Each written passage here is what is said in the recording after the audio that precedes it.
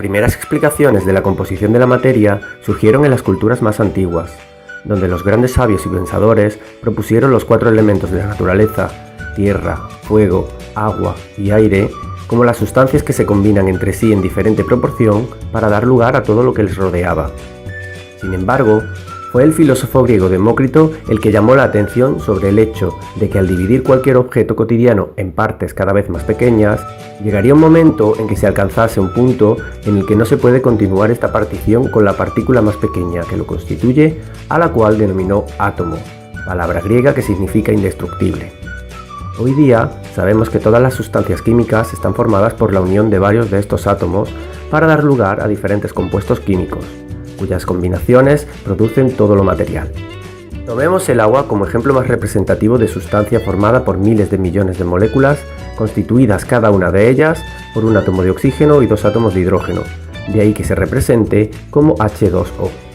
Pero independientemente de la sustancia con la que nos encontremos trabajando, todas ellas pueden presentarse en la naturaleza en 3 formas físicas muy diferentes, pero a la vez familiares para todos nosotros, denominadas sólido, líquido y vapor, o más comúnmente gas. El reconocimiento de estos 3 estados de agregación se realiza atendiendo al volumen que ocupan al colocarlas en un recipiente cerrado, o a su capacidad para comprimirse o incluso fluir. Hay que decir que cualquier sustancia puede adoptar cualquiera de estos 3 estados físicos, para lo cual se deben realizar intercambios de energía que normalmente se llevan a cabo mediante calentamiento o enfriamiento, y que permite las transformaciones físicas conocidas como cambios de estado. Cada uno de estos pasos recibe un nombre concreto que debemos utilizar para describir correctamente el proceso físico que tiene lugar. Físico porque la composición química no varía. Hablamos de fusión al paso de sólido a líquido y vaporización, o también llamada ebullición, al paso de líquido a gas. Mientras que los procesos contrarios se conocen como condensación o licuación para pasar de gas a líquido y solidificación al paso de líquido a sólido. Las transformaciones físicas directas entre sólido y gas, sin pasar por el estado líquido, se denominan sublimación y sublimación inversa. Destaquemos que en este contexto se confunden los conceptos de vaporización y evaporación, ambos relacionados con el cambio de líquido a estado vapor. Sin embargo, existen 3 características fundamentales que los hacen distintos. Como se observa en el dibujo, la evaporización se produce solo en la superficie del líquido que está en contacto con el aire, mientras que en el caso de la vaporización se produce en toda la masa del líquido. De ahí que en este último caso aparezcan burbujas de gas y en el primero no. Sin embargo, la principal diferencia entre ambos procesos es que la vaporización se produce a una temperatura determinada por la presión, mientras que la evaporación ocurre a cualquier temperatura, incluso a temperatura ambiente. Así, un vaso de agua se evapora, mientras que si hervimos ese agua, se vaporiza. Para estudiar los cambios de estado desde una perspectiva científica, se realizan experimentos en los que se registra la temperatura de una sustancia a medida que transcurre el tiempo de calentamiento o enfriamiento. Así, si partimos como ejemplo de trozos de hielo sólido a menos 25 grados centígrados y calentamos el recipiente que los contiene, se observa que la temperatura aumenta hasta alcanzar un valor constante durante el cual se observa la fusión. Cuando toda esta sustancia se encuentra en estado líquido, el calentamiento posterior hace que vuelva a aumentar la temperatura hasta que comienza el siguiente cambio de estado que lo lleva al estado vapor, y durante el cual la temperatura de nuevo es constante. Finalmente, todo el gas producido en la vaporización se calienta con un aporte de energía continuado. Esta representación gráfica es la denominada curva de calentamiento, y no es más que una forma de describir el comportamiento térmico de los sólidos, líquidos y gases, así como las temperaturas constantes a las que se producen sus cambios de estado. De este modo, se denomina punto de fusión a la temperatura a la que se pasa de sólido a líquido, y punto de ebullición a la temperatura del cambio de líquido a gas. Estos 2 valores son característicos de cada sustancia química a una presión determinada, de forma que si se obtienen los valores a presión atmosférica, podemos representarlos en una tabla con la que poder comparar el estado de agregación de una determinada sustancia, sin más que situar el punto de fusión y ebullición como límites entre los 3 estados físicos de la materia. Así, como vemos en el ejemplo, si tenemos una sustancia con punto de fusión de 0 grados centígrados y punto de ebullición de 43, cuando se encuentra a una temperatura ambiente reconocida como 25 grados centígrados, podemos afirmar que se encuentra en estado líquido. Pero el efecto de la temperatura sobre la materia no se aprecia solo en los cambios de estado. Podemos comprobar cómo unas gotas de tinte en agua se dispersa por todo el líquido gracias al movimiento de las partículas que conforman ambas sustancias. Y es este movimiento molecular el que se manifiesta macroscópicamente como temperatura, es decir, existe una relación mutua entre la temperatura de un cuerpo y la velocidad con la que se mueven sus partículas constituyentes, de manera que a mayor temperatura más se mueven y al revés. Un mayor movimiento molecular se manifiesta como una mayor medida de temperatura. Esta visión de la materia a nivel microscópico, como formada por millones de partículas en movimiento, es lo que se conoce como teoría cinético-molecular de la materia. Teoría porque es una explicación, cinética porque considera el movimiento constante, y molecular porque son las moléculas o partículas materiales las que se mueven. De este modo, los diferentes estados de agregación de la materia son consecuencia del movimiento relativo de sus partículas. Por un lado, los sólidos mantienen una forma constante debido a que sus constituyentes se encuentran empaquetados de forma ordenada, con un movimiento muy poco intenso que se detiene únicamente a 0 Kelvin o 0 absoluto. Por su parte, los líquidos se adaptan a la forma del recipiente que los contiene, debido a que sus partículas se mueven libremente aunque existe cierta interacción entre ellas, incluso formando pequeños agregados en el fondo del recipiente. Por último, las sustancias en estado gaseoso presentan moléculas independientes unas de otras, que ocupan todo el volumen del contenedor donde se encuentran, de forma que se debe cerrar para que no salgan y se difundan por el aire. Pero la teoría cinética de la materia no solo es capaz de explicar los estados de agregación en sí mismos, sino también las transiciones que tienen lugar durante los distintos cambios de estado. Como hemos comentado, la velocidad de las partículas varía con la temperatura de la sustancia, de forma que un aporte de energía calorífica consigue que el movimiento de las moléculas de un sólido aumente lo suficiente como para que se libere durante la fusión y comiencen a fluir como líquido en el contenedor. Un aumento posterior de la temperatura de las partículas del líquido hace que se pueda alcanzar el punto de ebullición, durante el cual las moléculas superficiales tienen un movimiento tan acelerado que son capaces de escapar del líquido y pasar a estado vapor para situarse por todo el recipiente disponible. Con este razonamiento en mente, no es complicado entender el proceso contrario, que va desde el estado gaseoso hasta el sólido, mediante la retirada de energía por enfriamiento de las partículas, lo cual no es más que una disminución progresiva de la velocidad molecular desde el movimiento caótico gaseoso hasta el orden de las estructuras sólidas. En vistas a lo descrito por la teoría cinético-molecular de la materia, de los tres estados de agregación, el más sencillo de describir sería el estado gaseoso, ya que es en el que las partículas se encuentran moviéndose de forma independiente por todo el recipiente cerrado.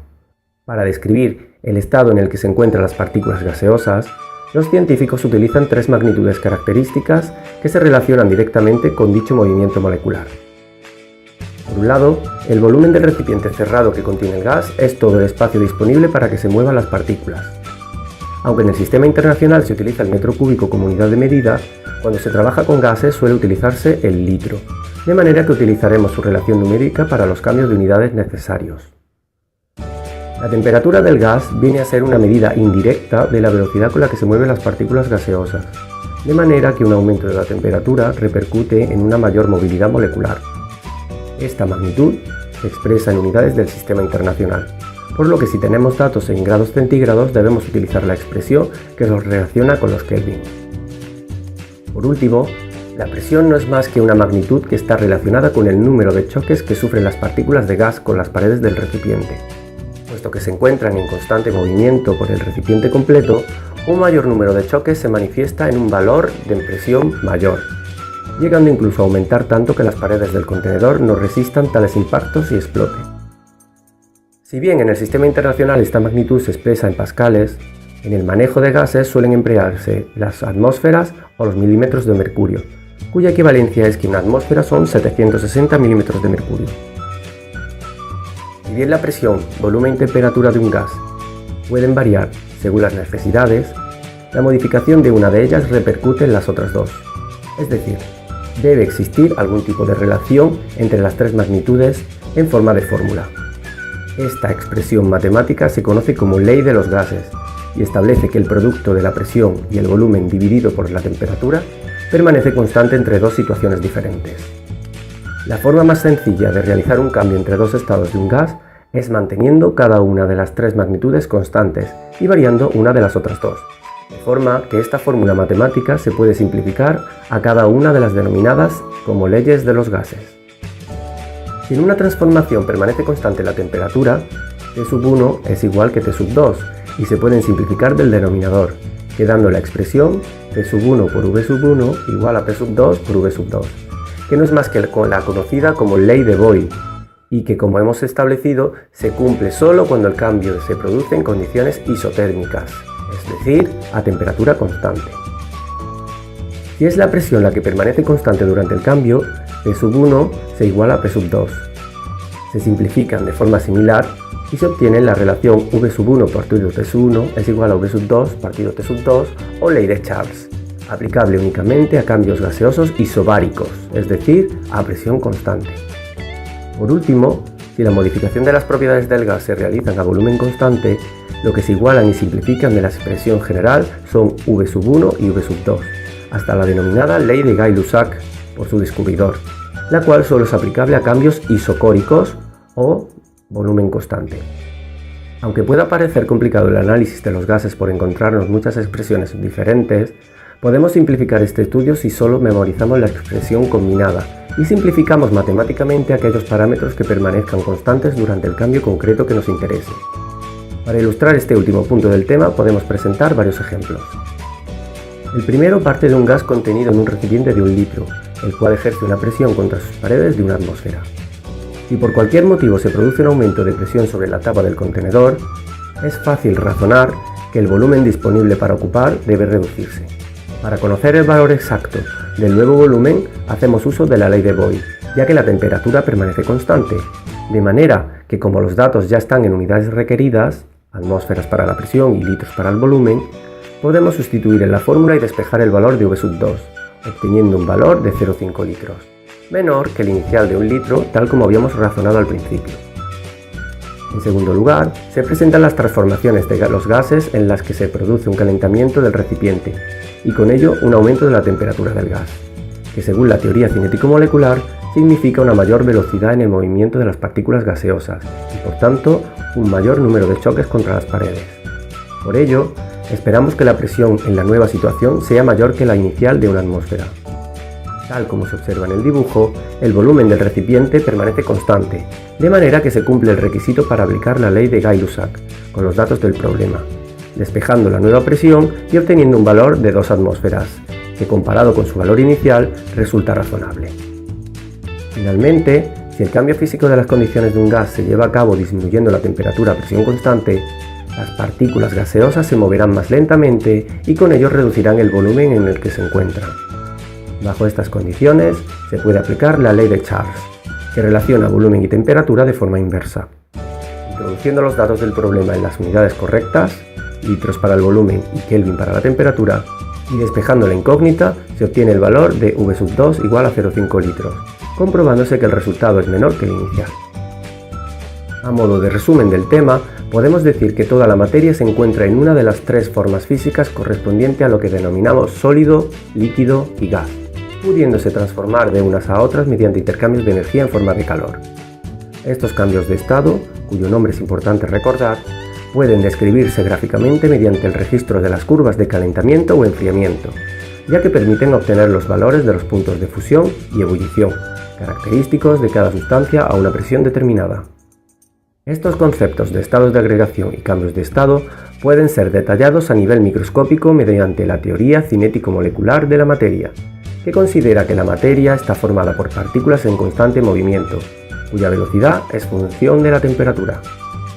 Esta explicación molecular permite entender tanto las propiedades físicas de los estados de agregación como sus transiciones. Por último, y dentro de los 3 estados físicos de la materia, solo en el caso de los gases se pueden estudiar matemáticamente la relación entre sus propiedades, presión, volumen y temperatura, mediante expresiones algebraicas conocidas como las leyes de los gases, y que permiten calcular sus valores en cualquier transformación gaseosa.